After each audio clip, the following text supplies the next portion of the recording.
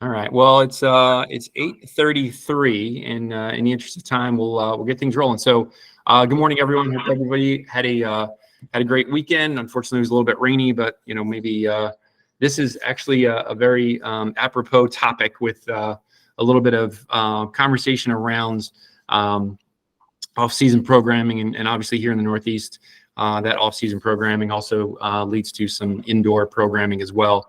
Hopefully, I'm sure all of you either know or know of our topic leader today, Mr. Lou Guzzi. Lou is a former section teacher of the year. He's also a national teacher of the year.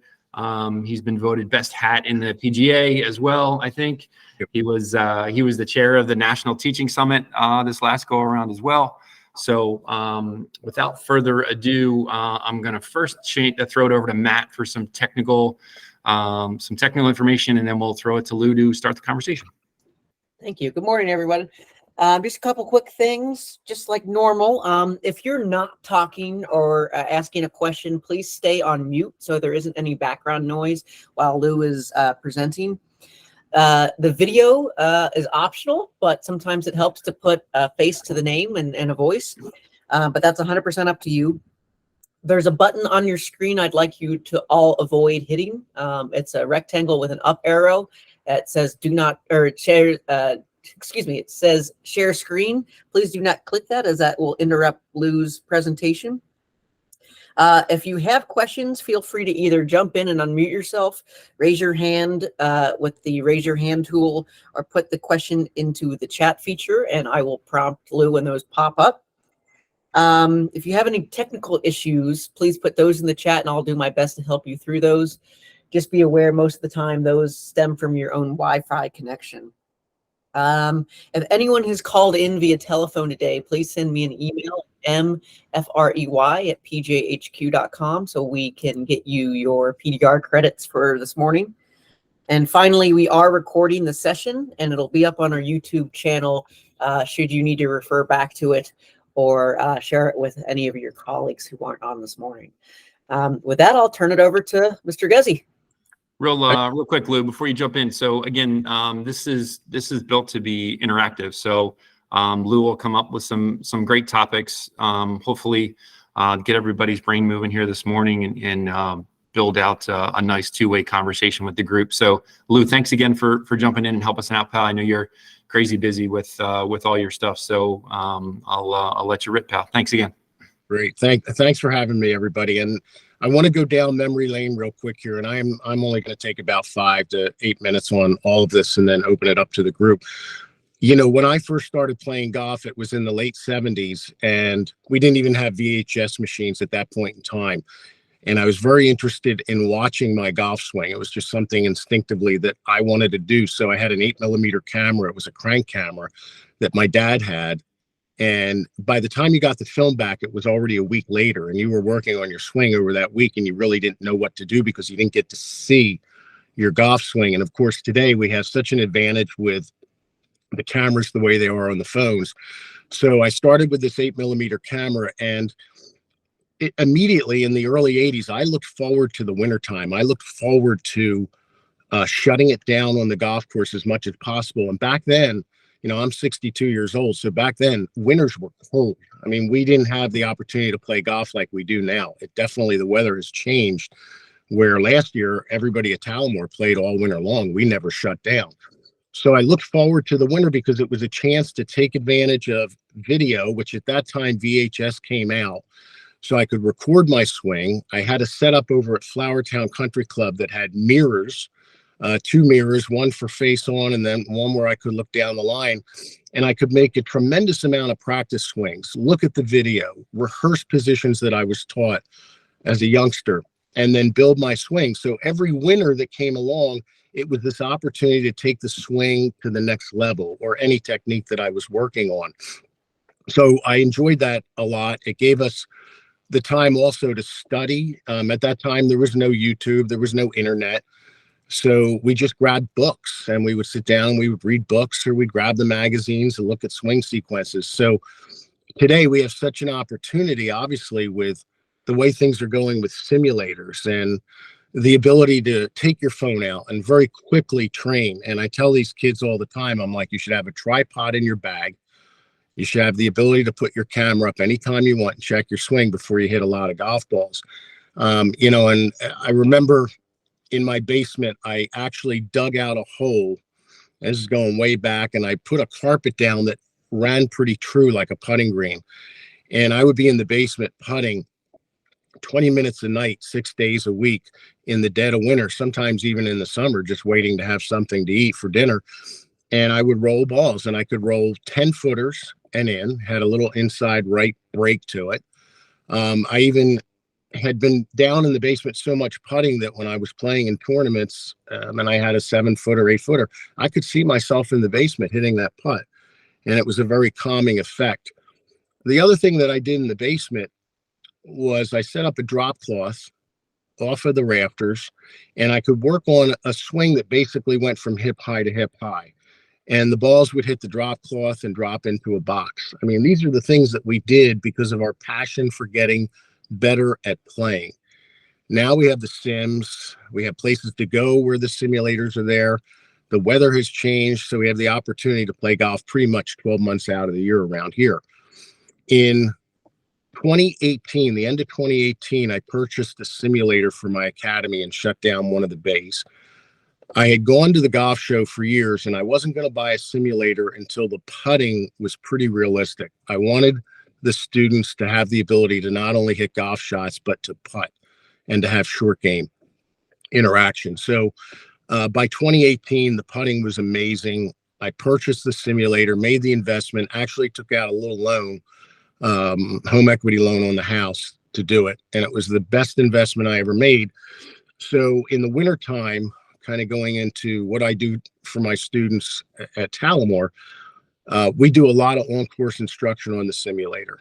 And of course, it's given me the ability now with the doors down when it does get cold to keep this thing going. I can book as many lessons throughout the winter that I would book in the summertime. In fact, even to the point where maybe even more lessons if I wanted them. You know, I do control it. Why? Well, a lot of people don't like playing golf in 30, 40 degree weather, but they still want to continue with their, yeah, me too, John. They still want to continue with their instruction and their development. So, you know, they look forward to it. I think most of you know I have the wood burning stove inside the building, so it's a really cool atmosphere. So it's a nice situation. I think we're all lucky that we can now do that.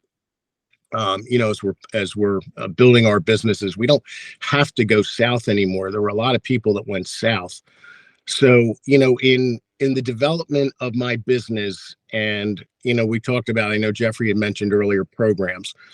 It's not that I've developed a program for the wintertime. I've just kept what I do all year long, you know, active in the wintertime. So I'm still doing the one-on-one lessons. I'm doing, and I'm encouraging a lot of on-course instruction. So over the winter, I'll send out an email to the student base that says, hey, book a 2-hour playing lesson. Come on in, get on the simulator and play for 2 hours. We're not going to work really too much on your fundamentals. We're going to basically talk about how to play golf. And it goes all the way down to the putting. And that's pretty much where I'm at with my business right now. So Lou, from an off-season standpoint, so when you're working with your athletes, with your students, is it a 12-month program for most of them? So when they sign up for, you know, hey coach, I want you to be my coach. You know, when you look at your offerings to your athletes, how do you break that down? I think you know, in some cases the days of the 45-minute lesson might be over, but you're getting folks to basically buy into you and access to you throughout the season. So how does that play out for you?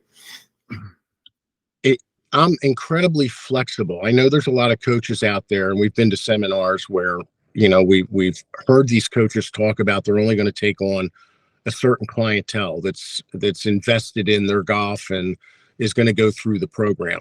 I'm flexible with who I teach. I teach people that come in maybe 2 or 3 times a year. I teach people that come in. I had a girl that just came in from Southern Pines.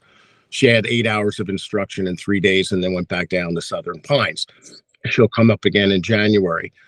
Everybody's everybody has their own goals, they have their own commitments, and then what I do is I sit down with them in the office and I develop a program that's based around their commitments of what they're going to do. There's a lot of students that I have that I wish they would commit at a different level. I wish they would do more, but they're not going to. I encourage them to. I do everything I can to suggest. And then from there, I'm flexible with working with them. So, it's a tough one for me because I didn't train that way. I trained, there was a point in time before we had kids where I was training 6 days a week on my golf, an incredible amount of hours put into it. So that's kind of what I understand as at the time as an athlete. And again, that's another thing too. We use the word athlete there. And some of our students really aren't athletes. They have limited ability. And I think the real interesting thing, I remember I was asked this question years ago in 2014 about elite players. I said, you want to be a really good coach. Coach somebody that has very little athletic ability and keep them in golf and have them play. Then you're a real coach. I mean, it's easy to take somebody. I've got some students that they're unbelievable. They have an amazing control over their body. I had an amazing control over my body when I learned how to swing a golf club. Gary Harden was basically my coach when I really started to play well. If Gary showed me something to do, I could start doing it within, 2-3 minutes of him showing me how to do it. And then I would put hundreds of hours into the reps on what I was taught.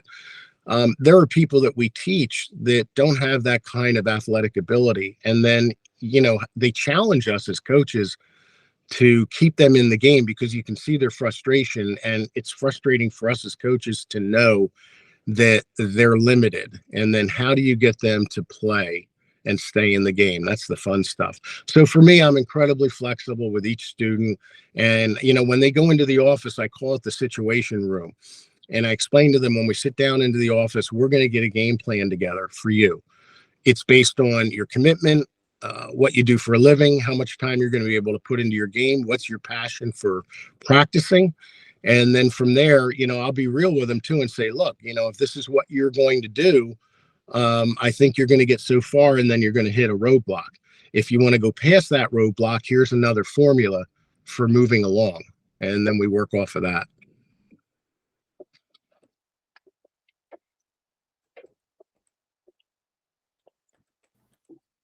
That's great. Hey, John, what about you, bud? When you're talking about off season with your students, and I'm sure, and I kind of maybe get the rest of the group to chime in a little bit too. And how much do all of you maybe incorporate physical fitness into your off season programming?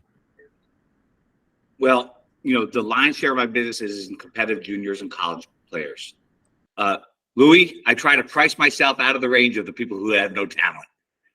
My job's easier like that. But I do indeed have some club members. So November 1 at our place, and I like Lou, I started with the indoor stuff years ago. I used to teach in a box. It was at White Manor. It was 10 feet wide. I wish I had a picture on this computer, but I don't. It was awful. But November 1, the kids will tell me right about, okay, coach, it's your turn. So they know November 1 till about March 1, depending on whether kids are playing in invitational tournaments. That's my turn. It's called periodization of skills. So from March 1 on, we are either getting ready to compete or in actual competition. And I don't do any real hard swing stuff over that. It's mostly skill stuff. November 1 is my turn. That's when, I use the Swing Catalyst force plate system. I use some K-Vest, very much into, okay, let's take care of these things on the swings, but make sure we get that knocked out so that it's actually very easy by the time season rolls around. I will say that 2 weeks is the minimum. Like if somebody's going to go, like right now, to Florida to go play in a big amateur event, then 2 weeks before that, we kind of switch back into pure skill mode. And, part of that is the mental approach to competition and getting ready for competition. And then, goes back in. So it's a cycle, right? I try not to do massive swing work during the season because it's real hard to do that and compete. That's how we do it. I do, although I don't use a lot of training aids. I was thinking about that the other day. I do use technology a lot, to help me analyze folks. And, I think the indoor thing makes it very much cooler. Now, and then to Lou's point, the second that these folks, in fact, here's a really good girl that I have. She said, okay, we're ready. And then all of a sudden she got into an invitational. Okay, fine. Then we went to skills. And then yesterday we went right back into training the movement. And we kind of go back and forth depending on the schedule of the golfer. And it's working out pretty decently. And I get the kids involved, like where we're saying, look, I don't care where the ball goes right now, which is insane. But you were looking for performance, right? Everybody looks for performance. So I get them convinced that the performance you're looking for is moving in this better fashion. I hope that makes sense.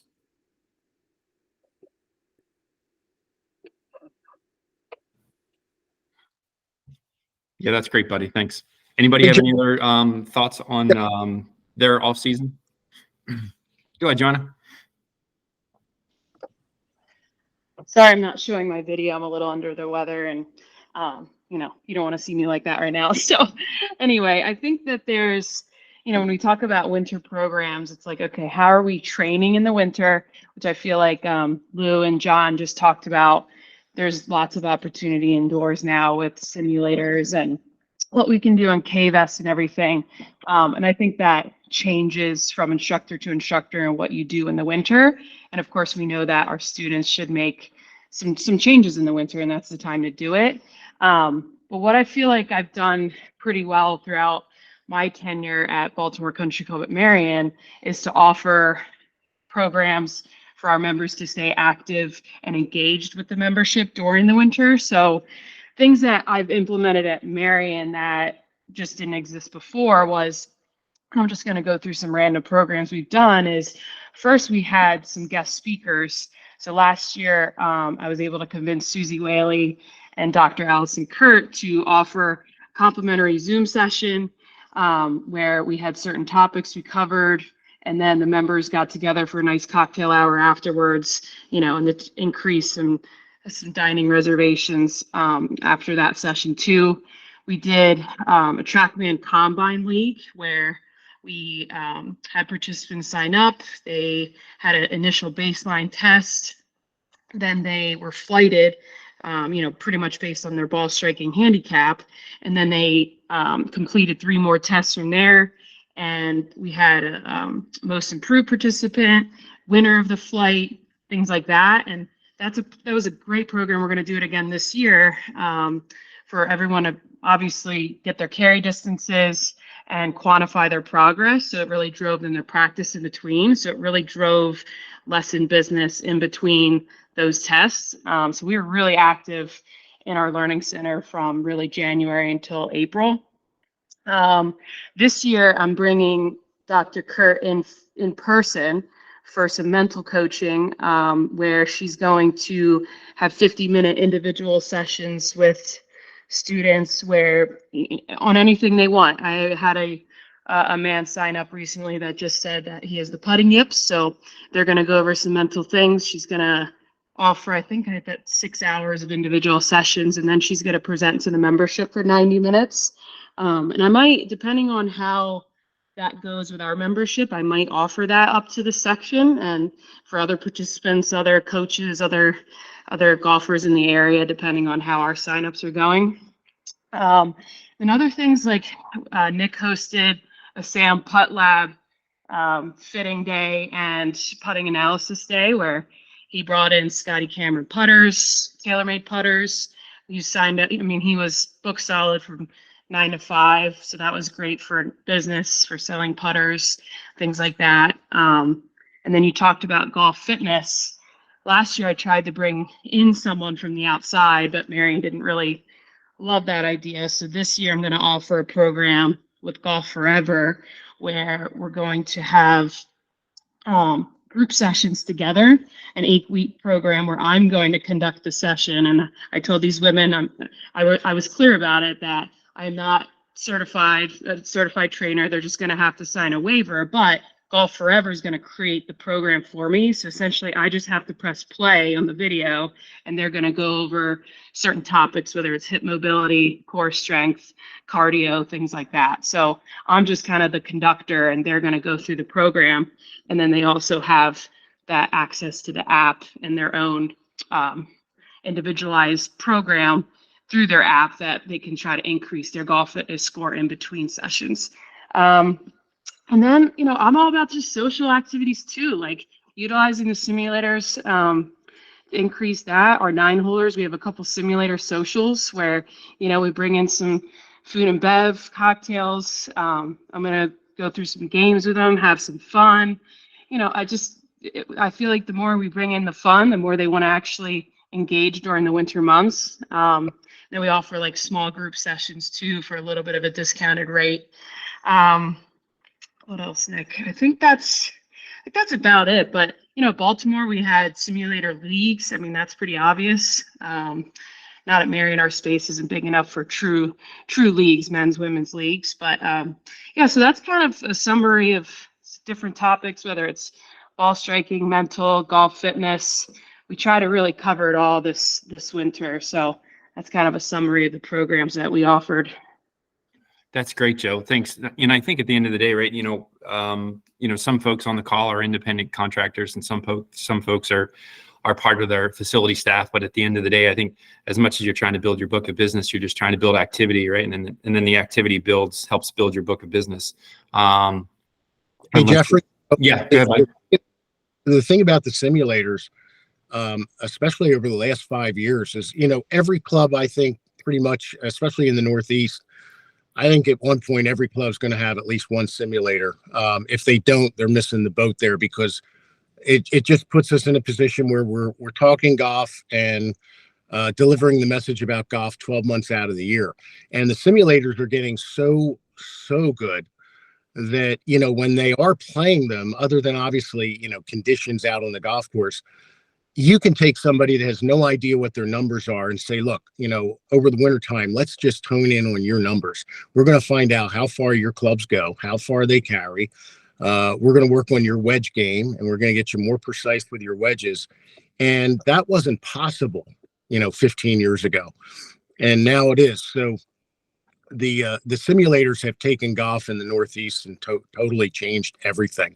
And if you don't have a simulator yet as a golf instructor, that was one of the things I was trying to figure out. How the heck am I going to get a simulator in my building? And, you know, I gave up one of the instructors that was there with me and closed down one of the bays and made the investment in it. And it put me in a really, really good spot with my business. That's great, buddy. Well, Matt first, and then we'll go to Tim. Mr. Gowdy. You might be on mute, pal.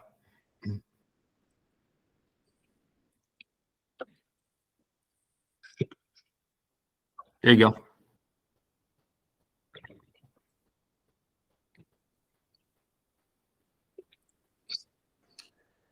All right, yeah, Matt, you're still on mute, pal. Yeah, it looks like you're coming off mute, but your mic's not picking up what you're saying. While Matt figures out his tech, we'll go to Tim. Tim, what's up, buddy? How you doing? Can you guys hear me? Yeah, man. So already some great things. I'll just give you the history real quick. You know, when I came to Wingcoat, I'm at Wingcoat 2014. Excuse me. The old clubhouse, now they got the new clubhouse, obviously, you know, and the old clubhouse was just a building, and there was nothing, there was no heat, no air conditioning, no nothing.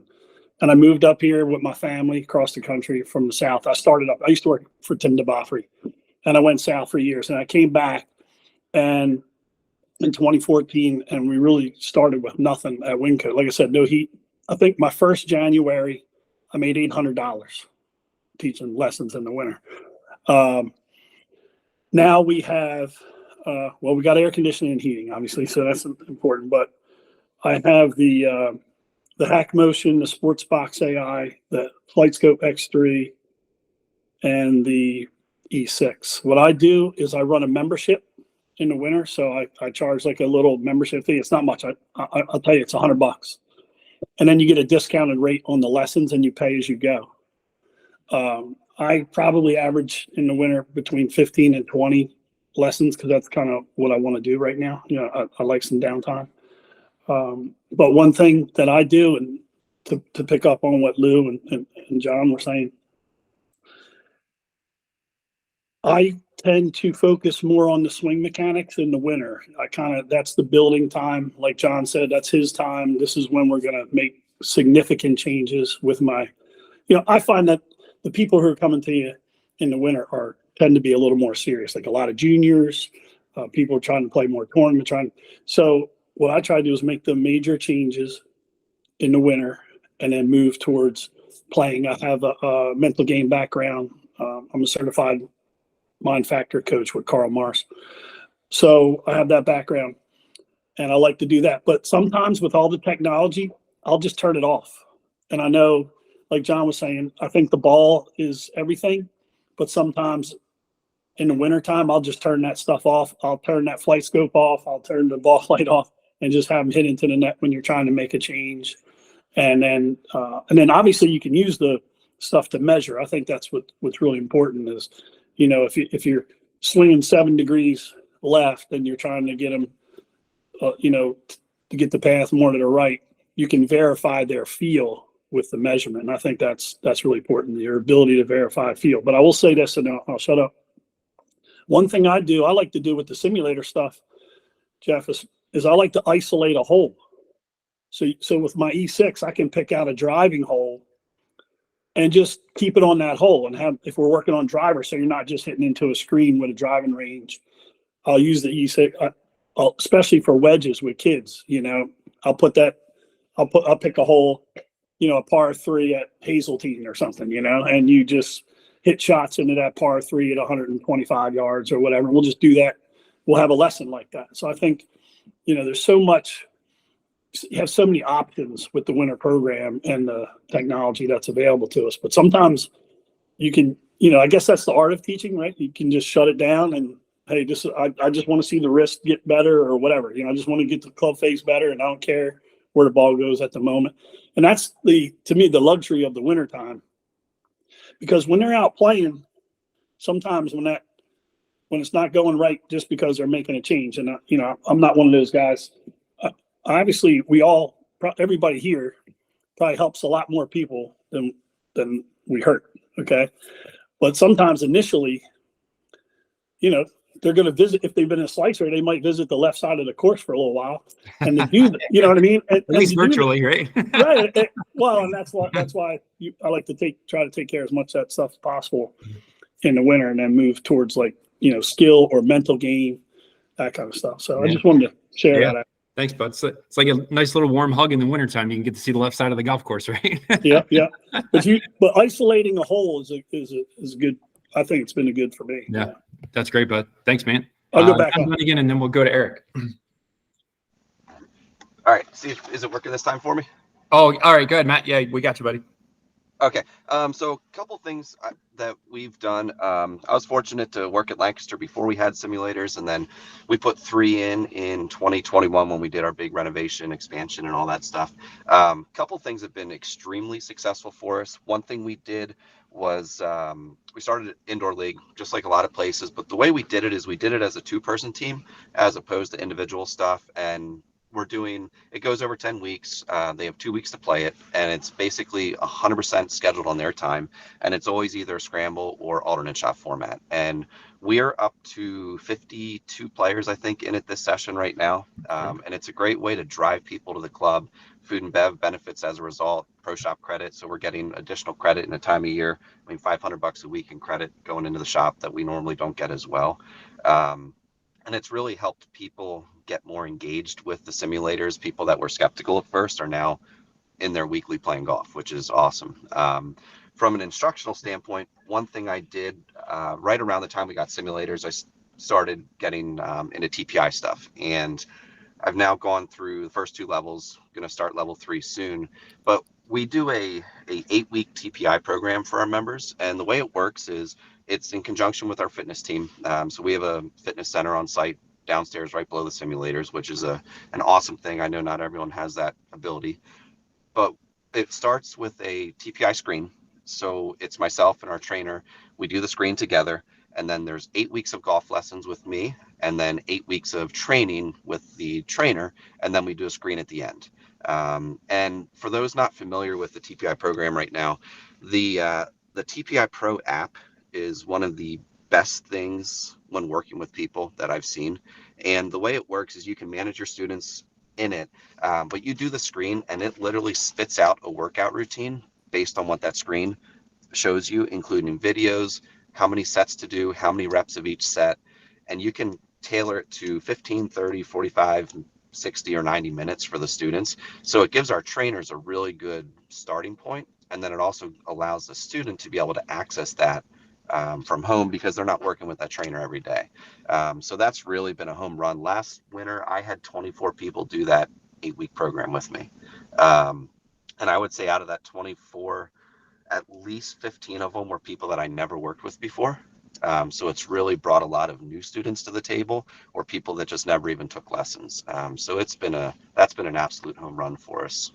Oh, that's great, Matt. Hey, Matt, how many, 2 things. How many simulators do you have at the club? So we have 3 simulators. 2 are available for member rental or reservations. And then the third one is the one that we teach and fit in. It's in kind of like a party room. You can picture like a private box at a Sixers game or something. Okay. That's essentially what that third room is. So it gets rented out for events and evenings and things like that. But predominantly, it's mostly just for instruction. And myself, I would say January, February are probably my busiest times in there. And I'm teaching probably 30 to 35 lessons a week in there. So Okay. it's really And then, that's cool, man. Yeah. Is there a cost for the TPI app? So the TPI app, it's just part of being a active certification. So I pay a yearly fee with or through TPI, and that gives me access to the app. If I let that activation lapse, then I lose the access to the app. There is not a cost to the member at all.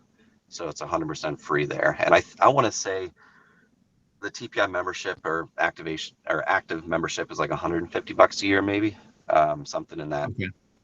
Ballpark. So very reasonable, but incredible wealth of knowledge. That's great. There was one more question that was thrown out. So how much do you charge and how much does the trainer get? So our lesson rates are on the lower side. I'll preface that. We all have different compensation situations. Basically, the way I work it is I do half-hour lessons with people in the winter in that weekly thing. And that way I can keep it very concise to basically one big thing each week, just kind of revisit what we worked on and then progress from there. And I just get my normal half-hour rate, and so does the trainer. So there's no discount at all. And we also charge, I mean, it's built into the program that we get paid that same half-hour rate for the TPI screen as well. So Do you mind sharing that number? Yeah, I think I want to say it's $900 for the 8-week program. So we're each getting $45 per half hour there. Okay, cool. Yeah. Great. Thanks, bud. What it comes out to. Yeah, you got it. John Dunning goes next. I just wanted to add, and it's got to be that this is just old news, but there was a thing like you can't learn golf on a mat. You can't get better. And that is, folks, that is just so false. One quick example, one of my boys who is very good at the golf, all winter long, he's in simulator. He's got one. And when it was time, we revamped the golf swing. And then about a month before the first tournament, which was in Texas, in heavy wind, what we did is we went on a similar golf course on the TrackMan simulator and moved the wind around. So he had to deal with wind coming out of the right, which was a hard shot for him, or wind coming out of the left. And he just prepared basically, yes, on a mat, a flat surface. He prepared all the shots he was going to need as best as humanly possible. and I went out and won. And he had been on grass 2 days before the tournament. One thing you can do, like I have over here, this is my home one simulator. I have got over here, I've got an extra piece of mat, and I would, I'd highly recommend, there's a little practice variability research that would say that even having 1 foot on the mat, both feet on the mat, the other foot on the mat, the ball on the mat, so you're creating a varied lies, is super, super good research-based practice. That's all I want to add there. Thanks, buddy. Mr. Hanley. Yeah, just a real quick comment. I think this is something Lou identified early on in the conversation, and obviously identified early on 15, 20 years ago, that what used to be probably perceived as a challenge for golf in the Northeast, I think the theme I'm hearing across all of you is that this is now an opportunity time of year, particularly with the resources that are available. And that's how we've approached it as well. We're a little different with the students that come to us, but we are competing for students when they come to Penn State and consider whether or not they want to join our program, or if they want to go down south where they can golf year round. We've kind of taken that challenge and flipped it on its head and turned it into an opportunity as well. So I appreciate that theme here. Thanks, buddy. Anybody have any other thoughts or want to make some comments about their, go ahead, back to our speaker, Mr. Gezi, and then we'll go to Meg. Yeah, I think it's amazing. I was surprised at how many of my students, let's say that, getting off of the winter topic here and just the simulator in general, I can fire the sim up in literally 3 minutes. And I've got students that are hitting balls. They're 20 minutes into a lesson and we've already really done our work. And let's say that, they're hitting a 60-yard wedge shot with good technique. And I've got flags out there and they're watching the ball flight. It's great. But, I don't want to move on in the lesson. I want them to continue to hit that shot and work on that technique. Well, now in the past, there'd be another maybe 40 minutes of that and it could get a little boring. We'd throw some video in there, take a look at it, go back, hit some more shots. But now 20 minutes into it, I'm like, hey, how would you like to hit that same shot on the sim? Oh, yeah, I'd love to go on the sim. And I'm like, you know what? Why don't we do this? Why don't we put it at 70 yards for the flag? You're landing the ball at 60 yards and we'll putt too. That'd be great. So now they're going on the sim for 40 minutes and they're playing. Goes back to that word somebody mentioned earlier about fun, how important fun is. And that keeps them engaged. So now they go on the simulator. It's summertime. They want to be on the sim. Now they're seeing golf shots on the course because we can set it up on any golf course at 70 yards. They're landing it at 60. You start to see their mannerisms change sometimes where they see the visual and they start to get affected by the visual. And now they don't use the right technique. And now they get sucked into a visual that makes them obviously change their golf swing. And then you can start to go into that pre-shot routine and then on-course instruction while they're just hitting a 60-yard shot carry. So, the simulator, when you have one, can be used so many different ways. I've got a couple of kids right now that are dying to get in there with me after I'm done teaching to play 18 holes on the sim. And I try to play 18 holes a week on it. I never thought I would look forward to playing golf on a simulator. And every Saturday night when I'm done teaching, I have a couple of my buddies come over or some of my students, and we play 18 holes and I try to whip their butts. And we have a good time. We finish out the putts. And, I'll be interested to get back out on the golf course. Like John just said earlier, I haven't been on the golf course in quite a while, but I feel that from playing so much on the sim, I know my game, other than obviously some of the conditions that'll be out on the golf course, but I don't think I'll lose too much when I go back out there. So simulator golf, man, is strong. That's great. Thanks, Lou. Meg, what you got? Hey everyone, I'm at Manufacturers and we have a really old clubhouse and we don't have, a year-round simulator option, and we just set up in our men's grill, which is really, really nice for me because it really smells like cigars. But what I have found, just like Joanna, I've found that programming, getting groups together has been really successful for me. And so what I started doing a couple years ago in the simulator room is I do interval training. So I can only have 4 people at a time. And we do one person will start at full swing, one person will start at the chipping, pitching setup I have. One person will be at Golf Fitness, which I use the Golf Forever program. And then one person will do putting. And we do just like a interval training class. Every 10 minutes, they'll rotate. And just as Lou was saying, like, I just bring the fun to it. Like I put music on and, you know, it's so interesting because the ladies, we only go through it twice because they want to chat. And the men that go through it, they're like, I want more, I want more, I want more. And they'll get through it 3 or 4 times. And what I found is that it's actually simulating golf because you're not just hitting balls all the time. You're actually incorporating the whole game. So it's been really helpful and successful. Meg, will you have multiple coaches with you, or is it just you managing the group? Just me. Yeah. Yeah. That's great. Andy Miller was next. Thanks, Jeffrey.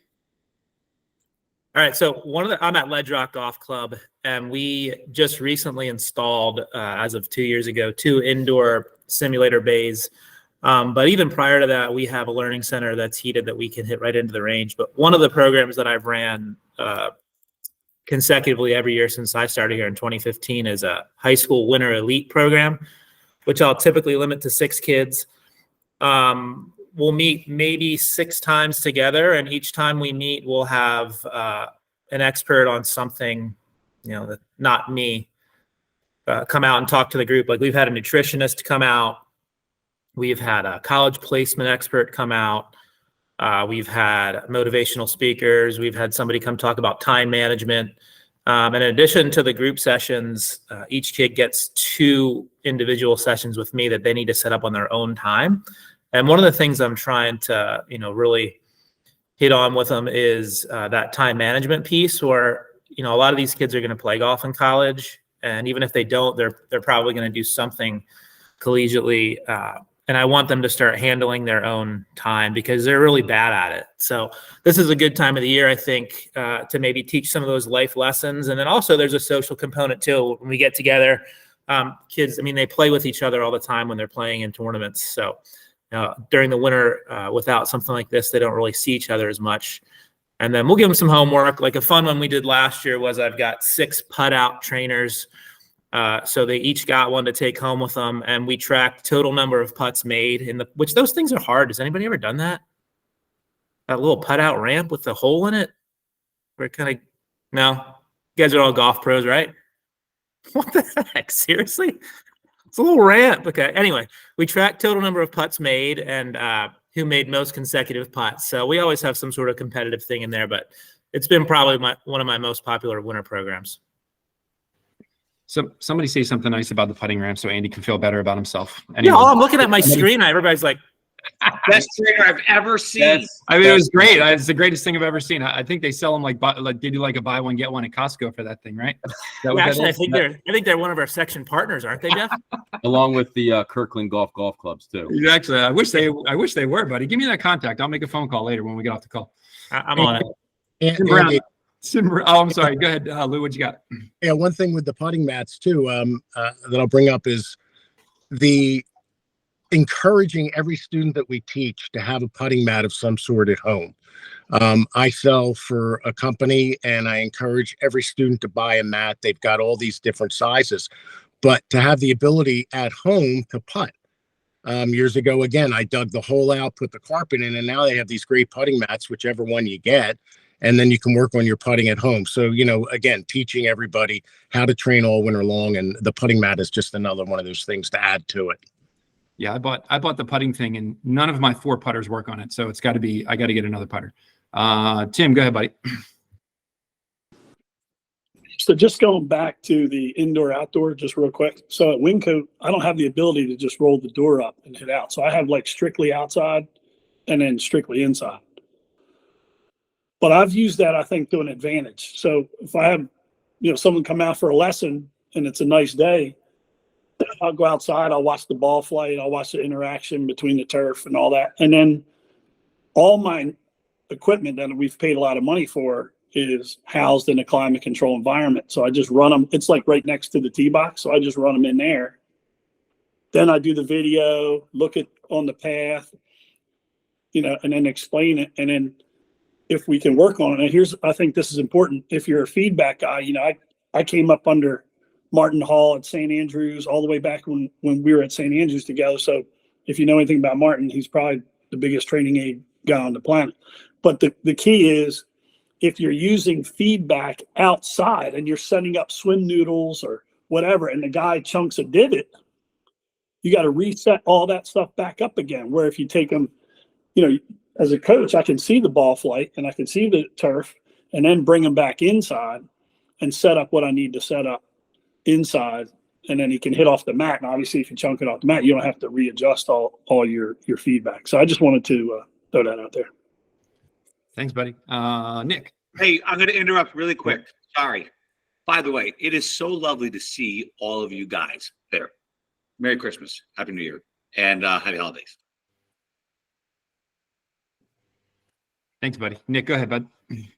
So I want to come from a little different point of view, not so much with programming, but what are the opportunities that you could use for the winter versus being in a, say, climate controlled environment like, say, Florida or San Diego or whatever it is. So I think it's actually a huge benefit. And this is me personally talking to John and other coaches, that the ability to kind of like shut it down and kind of reset the system and not having to compete year round is a big deal, in my opinion, because some people see it as a you know, disadvantage that you can play in tournament golf all year round, or I'm sorry, year round. But in Pennsylvania, just like, you know, everybody was saying, there comes a point in time where you have to ingrain or develop a new motor program to get your students to play efficient golf when you come in the season. So I think it's a great opportunity for us in the Northeast that regardless if we have a full-on launch monitor or what John and I like to call caveman launch monitors, where you can just put up some tape and maybe some plates on the screen or whatever it is to give you some variability with your practice. So I think it's a huge benefit. And how we structure that, you know, depending on who you are and what your level of progress is great. Now, you know, the one other thing, and as coaches, I know that what we try to do is I call beta testing the product before I put it out there, because I want to give the product out to my students that I truly believe is going to help. It gives a great opportunity for us to have a very controlled environment to baseline test some stuff that you've either seen or that you've talked about. I know, you know, John and I, we talk about, you know, because it's the hot topic, you know, if you throw this up there, 99%, you know what that means with the spin loft thing in Joe Mayo. We just talk about some random stuff, or when it comes to force place testing or whatever it is, I think it's really important. Now, just a comment when it comes to, because I'm having, you know, with putting mats and stuff like that, I know there's a lot of, you know, products out there that you could use, but just the thing that I tell people is that if you're going to buy something and use something in the winter, make sure that that product has enough variability to it that you can actually work on not only skill development, but just any type of technique that you need to improve on. So that's why, like, say, well putt mats are really great. You can aim differently, different, you know, lengths, whatever it is. So, you know, not so much on the programming side, but I think we have a really good opportunity. And as we, you know, move into these winter months, you know, I know if it's 55 or, you know, colder, my bay is closed. I'm a little bit of a wuss when it comes to the cold, but, you know, I think we have to use that to our advantage and see the opportunity that presents itself with being in our position. Great. Thanks, Nick. Hey, I heard the putting ramp is really good too. So Yeah, that ramp. yeah, I the heard ramp thing. Yeah. I Putt heard out. it's really good. It's called putt out. Get it right. I heard it's great though.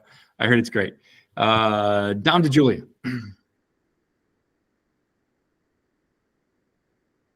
Just trying to unmute. There it is. I gotta say, although I really appreciate the humor, it is a great tool. So he's not the only guy who has used it. I just want to follow up with something that Nick and Eric said, that how I share it with my students. I really believe that the winter's not something we have to deal with. I think it's actually a huge opportunity. Our logo, we go full shot, short game putting, hitting the outside. The next layer we call the game, and your game. So the game is the wind and the lies and the strategy and all that. Your game is your club fitting, your fitness, whatnot. And in the middle, the heart and soul, like the hub of the wheel, is perform versus invest. So perform is getting it done when it counts, and invest is the work you do to take yourself to another level. So I just, that's been my logo for 20 something years. So the idea of differentiating John mentioned the periodization, and the idea of, being clear as to where we are in the training program, what's our current goal, that's been kind of sacred to me for a very long time. So a silly little story that I share with clients to hammer home, because they don't understand how important this is. We do, on the calls, and somebody can get their own ideas, how they want to share the story if they like. I tell clients that if I was the nutty dad who had a newborn and really was going to develop the next Tiger Veronica, what I would do is I would live somewhere between Virginia and Connecticut. That's the right thermocline to have an off season intentionally, so your kid can focus on school and go to the prom and maybe play another sport and have downtime away from competitive golf, and have time, if they're passionate, to train in their own simulator in their basement, or do the motor program work, etc. Because to be an excellent golfer, it's years and years and years of effort. And so scheduling the downtime and the training time, meaning the technical movement pattern work ahead of time, knowing that we're going to do this for years. I just think that we're very fortunate. And I do think educating the clients about that it's not just something we need to know. I think they need to know that as well. Great. Thanks, Dom. All right. We're about 5 minutes out. Anybody have any last thoughts? And then I'll send it back to our leader, Mr. Guzzi, for some closing comments. But anybody else have any other thoughts for the group?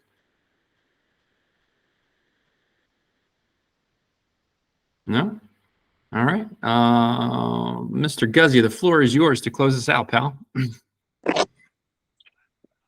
All right. Great conversation, everybody. Much appreciated.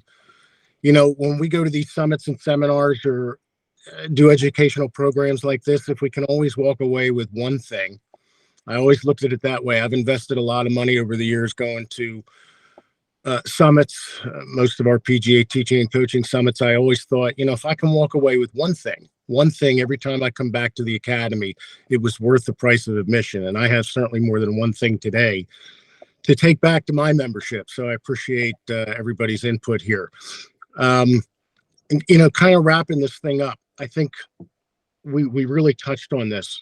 The wintertime right now in the Philadelphia section, if we choose to do this, is an unbelievable opportunity to just continue to advance our business, because our business now is 12 months out of the year, and it was not 12 months out of the year 15, 20 years ago.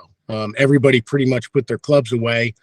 They didn't think about golf at all. I remember, I played a lot of Winter League golf with Mr. John Spina, which was always entertaining, for years. And I mean, we would literally come back from playing in a Winter League tournament and our hands were numb. We were frozen. We loved playing. And at 62 years old, I'm not going to do that anymore. But, Winter League golf now is different. So we all have a great opportunity here, that's for sure, as we can see. And if we have the simulators and we create this environment that is incredibly welcoming, and they're having a good time, having a lot of fun, we can take on as many lessons or as many hours of teaching as we want and choose. So Merry Christmas on that one.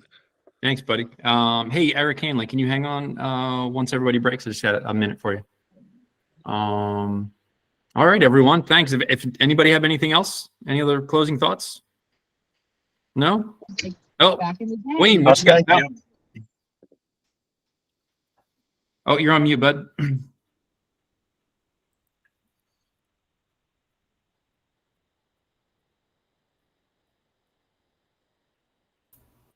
Can you hear me now? Yes, sir. Okay. Two things. One is I grew up in DC and played all my junior golf there and never played golf in the winter. So just what Nick was saying, I stopped playing when high school was over and I started playing again when we went back to school. I bowled in the winter. So I liked the time off. Didn't hurt me. It did okay. And the other thing is, since I'm new to the section, I'd like to get involved more with the education. If anybody wants to get in touch with me, that would be fun for me. That's it. Great. Thanks, Wayne. Anthony. Hey everyone, just wanted to give a shout out to Lou. Thanks for your time this morning. Jeff, thank you for organizing this. This is my first Coach's Corner, and it's awesome. I've got a lot of notes here. Plan on taking back to the club. These are awesome. So thank you very much. Thanks for all of your time, and thanks for organizing. Thanks, buddy. All right, everyone. Well, hope everybody has a great holiday. And we'll see you all at the next Coach's Corner in January. Appreciate it. Have a good one. Thanks, guys. Thanks, Louis. Happy holidays. Thanks, Lou. Appreciate it, pal.